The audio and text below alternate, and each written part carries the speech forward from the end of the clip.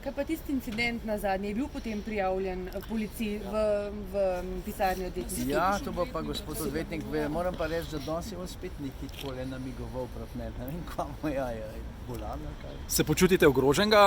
Jaz, naj pride naokrog.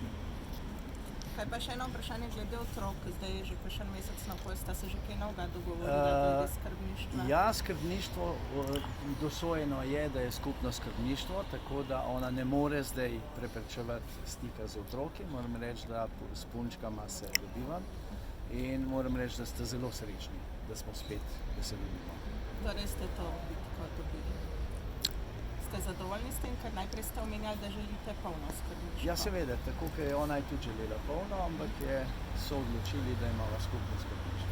In bo ta se s tem strinjata, ne bo ta šla? Ja, jaz se s tem strinjam. Konec koncev, bistveno je, da se ne dela kaj proti želji otrok, da se ne dela nekaj na svojo roko, ker je bilo že poskušano, češ, da bi se mlajša hčerkica prepisala iz šole Prežihov Voranc na eno šolo za vnučak in take zadeve.